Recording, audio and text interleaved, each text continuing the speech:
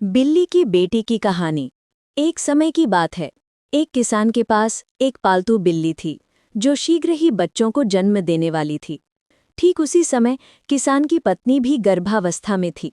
बिल्ली को मछली खाने की बहुत तीव्र लालसा हुई और उसने किसान की पत्नी से कहा, मेरा बहुत मन मछली खाने को कर रहा है। पत्नी ने उत्तर दिया, बेटी, तुम्हें सबसे पहले मेरे लिए मछली लाकर देनी होगी, तभी मैं तुम्हें खाने के लिए दूंगी, अन्यथा मैं मछली कहाँ से लाऊंगी। ये सुनकर बिल्ली उसी दिन से यहाँ वहाँ चोरी करके या हाथ मारकर किसी भी तरह से उसके लिए मछली लाना शुरू कर दिया। अब घर की स्वामिनी रोजाना मछली पकाकर खाती थी और बिल्ली के लिए केवल हड्डियां ही छोड़ देती थी। इस प्रकार हालांकि बिल्ली को मछली का प्रबंध करना पड़ता था, पर वो स्वयं उसका एक अंश भी नहीं पा पाती थी। इस कारण बिल्ली अत्यंत क्रोधित हो उठी और उसने किसान की पत्नी को ये कहते हुए श्राप दिया कि जो गर्भ में धारण किए हुए हूं वो तुम धारण करो, और जो तुम धारण किए हुए हो वो मैं धारण करूं। इस घटना के बाद गृहस्वामिनी ने वास्तव में 2 बिल्ली के बच्चों को जन्म दिया और बिल्ली ने 2 सुंदर छोटी बच्चियों को जन्म दिया। बिल्ली ने इन बच्चों को परम स्नेह और अत्यधिक देखभाल के साथ पाला पोसा। वो प्रतिदिन मछली और दूध की तलाश में बाहर जाती थी और बच्चों को घर पर ही छोड़ जाती थी। जब वे बड़ी हुईं तो एक दिन उन्होंने अपनी माँ से कहा, माँ, यदि गांव से आने जाने के मार्ग में किसी दुर्घटना या कारणवश तुम्हारी मृत्यु हो जाए तो हमें इस बात की जानकारी कैसे मिलेगी और तब हम क्या करेंगे। माँ ने कमरे में एक पवित्र तुलसी का पौधा और एक कटोरी दूध रखकर उत्तर दिया, यदि कोई मुझे मार डालेगा तो ये तुलसी का पौधा सूख जाएगा और दूध काला पड़ जाएगा, तब तुम मेरी खोज में निकल पड़ना।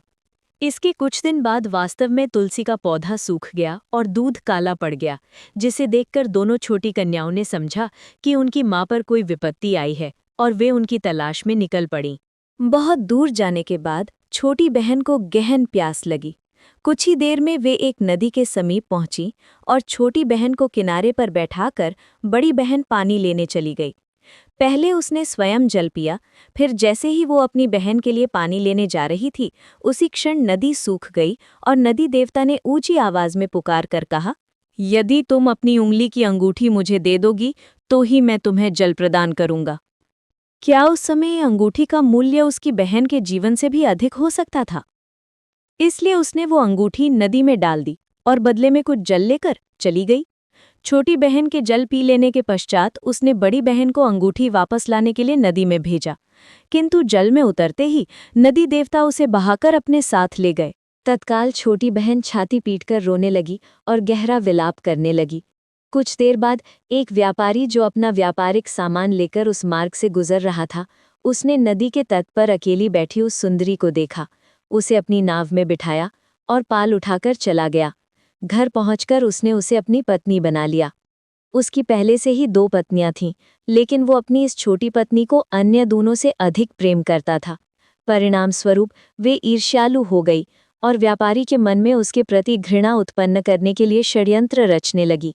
जब उसके पहले बच्चे का जन्म हुआ तो उन्होंने उसकी आंखों पर पट्टी बांध दी और छोटे शिशु को नदी में फेंक दिया, ये कहते हुए कि उसने धान कूटने वाला मूसल उत्पन्न किया है। अगली बार भी उन्होंने बच्चे के साथ ठीक वैसा ही किया और कहा कि उसने एक कद्दू को जन्म दिया है।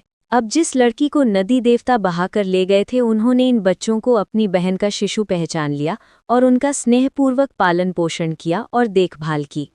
किंतु व्यापारी ने ये भ्रम पाल लिया कि उसकी सबसे छोटी पत्नी ने वास्तव में ये अजीब वस्तुएं ही उत्पन्न की है और उसने यह मान लिया कि वह एक अभागिन या अशुभ स्त्री है और उसे घर से बाहर निकाल दिया।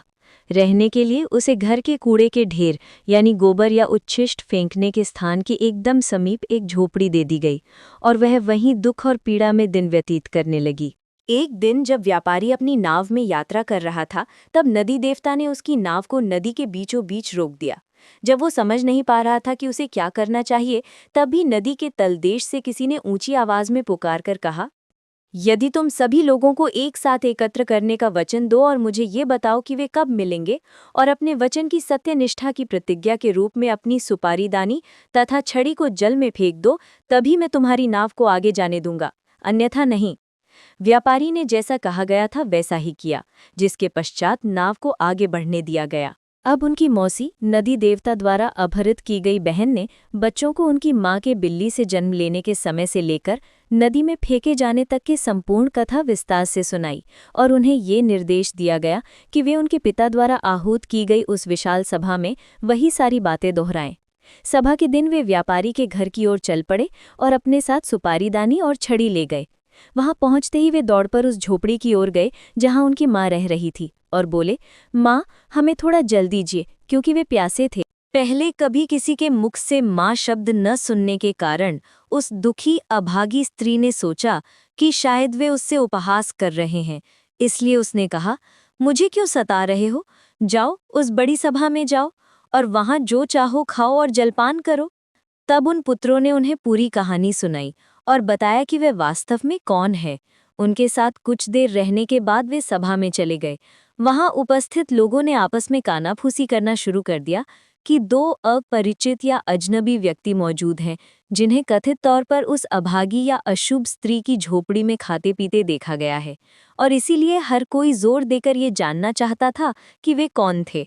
इस परिस्थिति में दोनों पुत्र तुरंत खड़े हो गए और साहसपूर्वक बोले, जिस महिला को आप सबने उस झोपड़ी में खाते पीते देखा है वो हमारी जननी है। जब सभी ने व्यापारी से पूछा कि क्या उसे इस विषय में कोई जानकारी है, तो वो कोई संतोषजनक स्पष्टीकरण नहीं दे सका। तत्पश्चात दोनों बालकों से ही पूरी बात समझाने के लिए कहा गया। बड़े पुत्र ने बिल्कुल आरंभ से अपनी कथा कहनी शुरू की, प्रत्येक विवरण को स्पष्ट रूप से समझाया और अपनी कहानी की सत्यता सिद्ध करने के लिए सुपारीदानी और छड़ी को प्रमाण स्वरूप दिखाया। व्यापारी ये सब देखकर स्तब्ध रह गया और उसने स्वीकार किया कि वे वस्तुएं वास्तव में उसी की थीं। तब वहां उपस्थित प्रत्येक व्यक्ति को दोनों बड़ी पत्नियों की दुष्टता और रची गई घिनौनी साजिश के बारे में पता चला, जिन्होंने स्पष्टीकरण मांगे जाने पर मौन धारण कर लिया। सभा समाप्त होने के बाद व्यापारी ने अपनी उन दोनों पत्नियों के कान और नाक काट दिए और उन्हें घर से निष्कासित कर दिया, और इसके बाद से वो अपने दोनों पुत्रों और उनकी माँ के साथ सुख शांति से जीवन व्यतीत करने लगा। इस प्रकार बिल्ली की बेटी की कहानी का समापन हुआ। प्रिय दोस्तों, अंत तक साथ रहने के लिए धन्यवाद। कृपया हमें प्रोत्साहित करने के लिए इस वीडियो को लाइक, शेयर और सब्सक्राइब करें। आपका सहयोग ही हमारी सबसे बड़ी प्रेरणा है। धन्यवाद।